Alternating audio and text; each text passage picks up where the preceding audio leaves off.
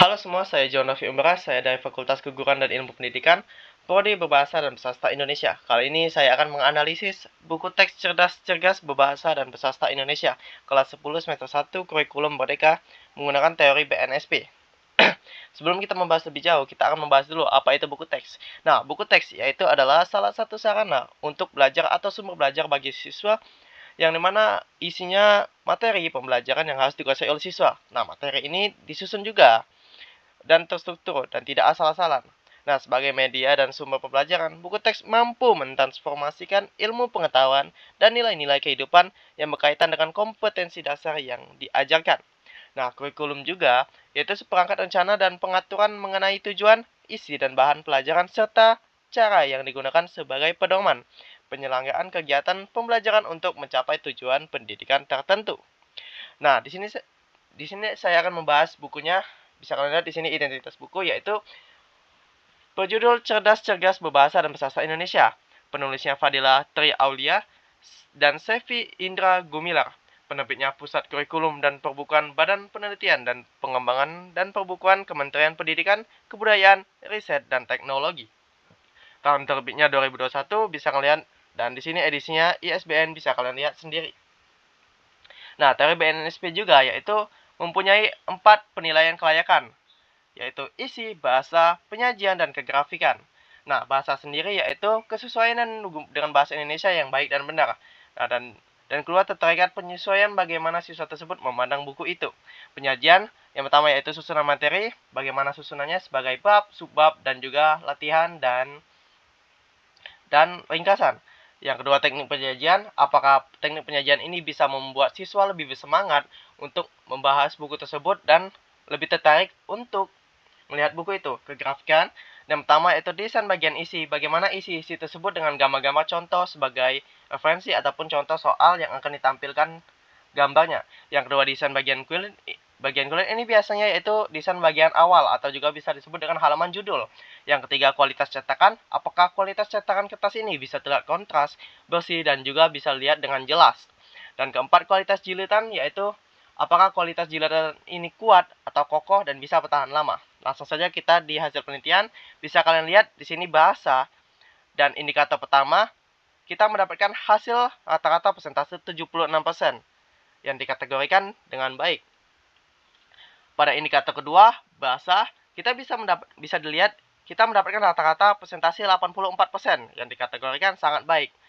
Nah, dari kedua soal tadi, kita bisa lihat di sini penilaian bahasa, kita mendapatkan poin dengan jumlah 9, yang dimana persentasenya yaitu 90%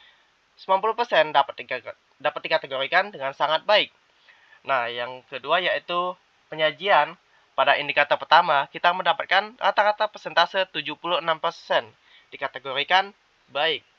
Yang pada indikator kedua, bisa kalian lihat dengan persentase 80% dikategorikan dengan baik. Nah,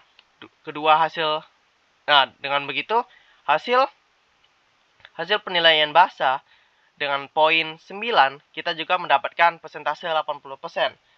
Dapat dikategorikan dengan baik. Nah, terakhir yaitu pembahasan kegrafikan. Pada indikator pertama, kita mendapatkan rata-rata persentase 76%, yang dimana dikategorikan dengan baik. Pada indikator kedua, kita mendapatkan rata-rata persentase 84%, dikategorikan dengan sangat baik. Pada indikator ketiga, kita mendapatkan rata-rata persentase 72%, dikategorikan dengan baik.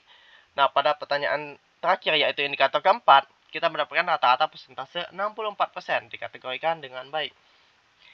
Nah, jadi kegrafikan di sini dalam 4 soal kita mendapatkan poin dengan jumlah 17, yang dimana persentase 85% yang dikategorikan sangat baik. Nah, kita tadi sudah membahas tentang penelitian BNSP, dan sekarang kita akan membahas tentang kekurangan dan kelebihan buku. Bisa kalian lihat pada poin pertama, kelebihannya itu visual menarik. Buku ini memang memiliki visual yang menarik, seperti contoh ataupun soal-soal atau referensi pada gambar-gambar yang cerah dan menarik untuk dilihat. Dan juga ini sesuai dengan buku tersebut untuk merangsang kreativitas pada anak. Yang kedua, kerjasama antar murid, yaitu adanya soal yang dimana harus bekerja kelompok dan juga harus menanyakan kepada teman sebelah ataupun pada teman lainnya. Yang ketiga, praktek langsung pada project. Nah, di sini yaitu tiap bab itu memiliki praktek pada project langsung pada di penilaian terakhir. Contohnya itu seperti negosiasi yang dimana anak murid ini harus membuat teks negosiasi dan langsung dipraktekkan ke depan kelas.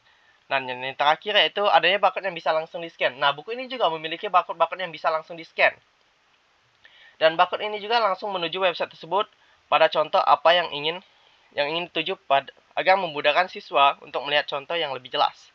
Nah, kekurangannya sendiri yaitu satu, tidak ada kompetisi. Walaupun buku ini memiliki kerjasama antar murid, tapi soal-soal untuk berkompetisi itu lumayan sedikit. Jadi hampir tidak adanya untuk siswa berkeinginan untuk berkompetisi. Nah, yang kedua, QR harus mencari satu persatu. Maksudnya tiap bab itu memiliki satu QR code. Nah, jadi agak susah kalau misalnya kita ingin mencari satu QR code dan harus mencari bab itu. Seharusnya bisa ditampilkan pada akhir halaman dan itu dikumpulkan pada barcode agar memudahkan mencari barcode dan tidak stuck di satu bab untuk mencari satu barcode itu. Nah, kesimpulannya yaitu adalah kurikulum seperangkat rencana dan pengaturan mengenai tujuan, isi dan bahan pengajaran serta cara yang digunakan sebagai pedoman penyelenggaraan kegiatan pembelajaran untuk mencapai tujuan pendidikan tertentu. Nah, tiap buku mempunyai kurikulumnya sendiri dan buku teks juga itu mempunyai kelayakannya, yaitu contohnya seperti kelayakan teori BNSP ini. Nah, berdasarkan rata-rata penilaian saya, yaitu buku Cerdas Cergas SMK kelas 10 sudah memiliki kelayakan yang baik.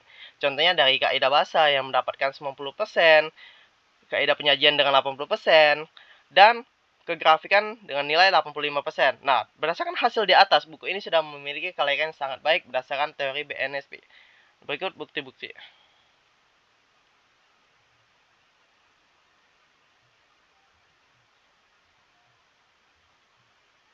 Terima kasih.